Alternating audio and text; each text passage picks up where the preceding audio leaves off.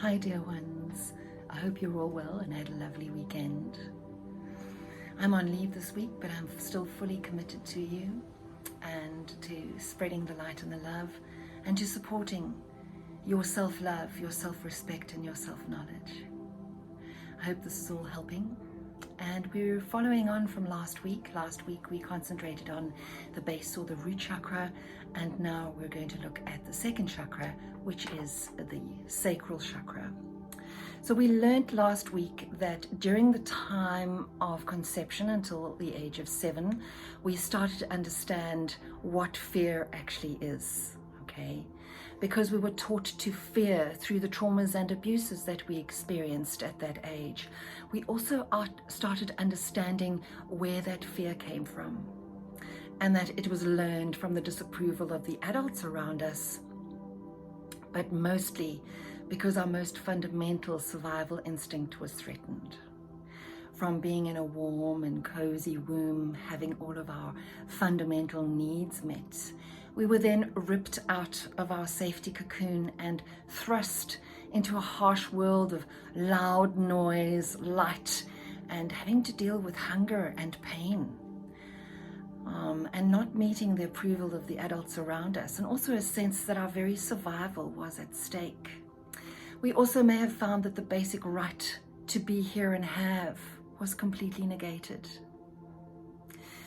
With all of the preceding information at our fingertips, we're starting to understand how to heal and how to unblock the energy centers by forgiving and releasing these energies. So now we're going to look at the sacral chakra.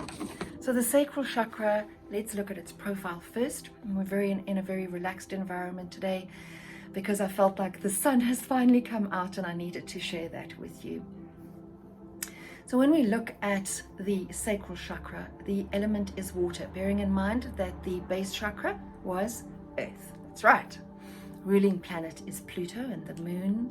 Its sense is taste. So that follows on from the survival instinct of the first or the base chakra, where we smell to see if the food is okay first, and then we taste it.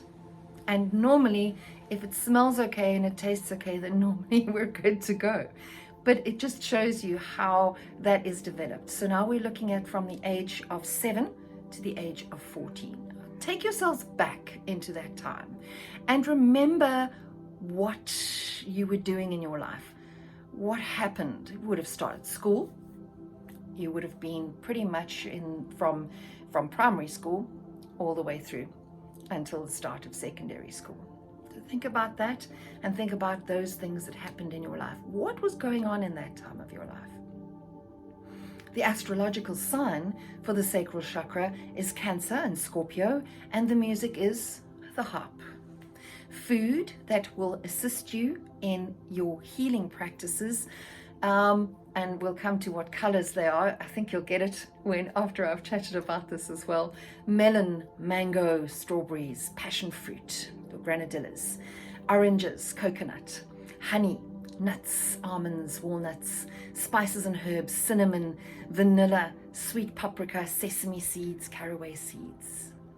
Essential oils, which you can pop into your bath or into your infuser to assist you to deal and heal with this particular time in your life.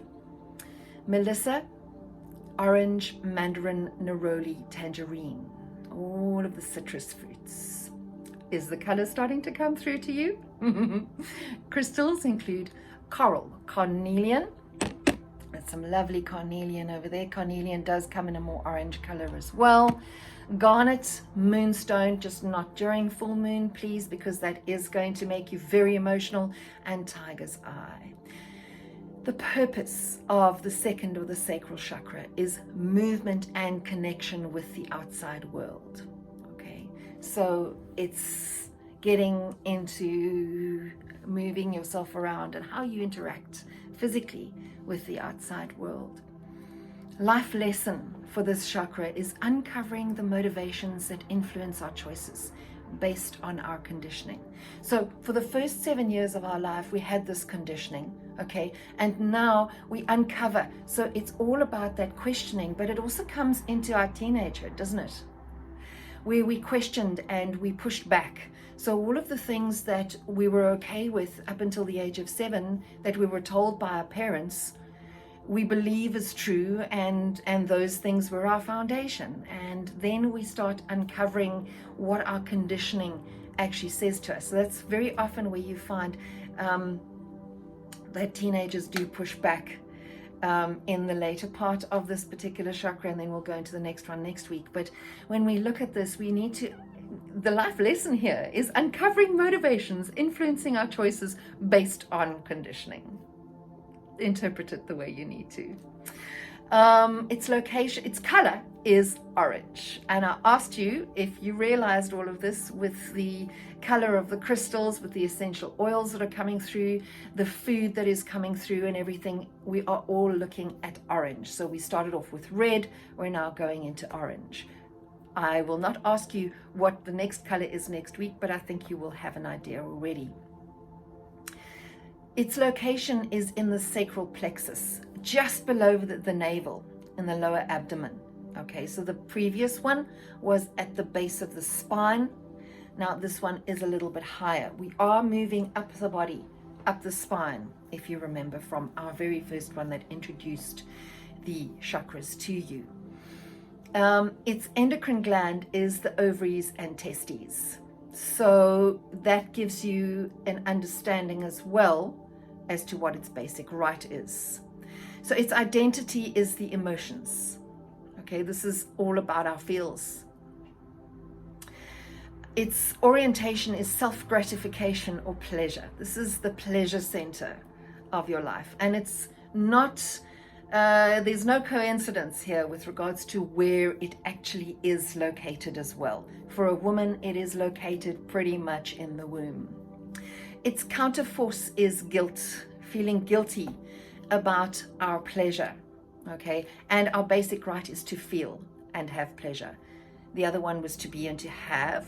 Now it is to feel and have pleasure. And very often, all of us, as we go into teenagerhood, are exploring our sexual organs and how we're feeling. We're looking at little boyfriends and girlfriends, our very first little relationships. And when I say little relationships, I mean it's those first little feelings, putting the little toe in the water and just figuring out who we are, what we want, what we're attracted to, our first kiss. Okay, very many of us have had our very first kiss before the age of 14, some of us after that, but there's a lot of us who have had that. And even if we're not doing that outside of our body, we're still exploring our bodies in the privacy of our bedrooms, bathrooms, showers, and things like that. And I need you all to understand that that is quite okay. The counterforce is guilt. So to have guilt in exploring our sexual gratification, self-gratification or pleasure here is very telling about society. And as far as I'm concerned, making it taboo for children to understand, or for young people from the age of 7 to 14 to understand their body and how it works. I think when we are made to feel guilty at that particular time in our lives, very often that translates into a very stunted sexual sex life when we're adults, and especially in relationships, because it's those first feelings of sex and etc. that create how we feel about sex and being open and honest with what turns us on in our later lives. Because in our later lives, there are so many people in this world who are on dating sites or on sexual sites who are already within a relationship. And why are they on that? They're on that because they're not able to be open and honest with their partners within the relationship. And so they would rather be open and honest with complete strangers because they feel safer and unjudged. And this has got to do with our sacral chakra because of the guilt we have felt with the people who are closest to us and the taboo that is associated with our own sexual gratification and sexual gratification in general. The balanced characteristics include very graceful movement, emotional intelligence. We'll come back to EQ because that is a very, very important thing. When we find that within the age of 7 to 14, the impressionable time at that particular time does tend to stunt the emotional growth. So if we're unable to look at the emotions as, because the identity is emotional, so when our emotions are suppressed during that age, we're going to very, very well, most probably have issues later on in life. So this is just a little bit of the profile of the sacral chakra, which is the second chakra, or also known as the spleen chakra. The element, once again, water. The sense, once again, taste.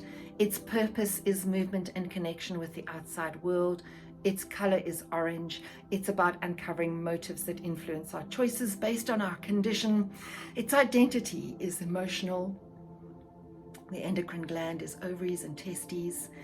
Its orientation is self-gratification or pleasure, and its basic right is to feel and have pleasure, the counterforce being guilt. I think that's enough information for now. Some of you might still be struggling a little bit with the journaling questions that I asked you about last week. We're going to have another set of them for this particular one, and we're going to still remain in this very relaxed environment here, no matter what the weather is like outside, for the rest of this week. And there's not going to be really any makeup unless I really sort of want to sort of do some experimentation. I'm just going to be here, warts and all, being my authentic self as best I can for you. And remember, folks, to love and appreciate yourselves unconditionally without any thought about it. There's no conditions here. And when we look at the conditions, we need to ask ourselves, are they really your own? Please remember the 5 Reiki principles and the 4 agreements. Love yourself unconditionally. Know yourself and respect yourself. So much love.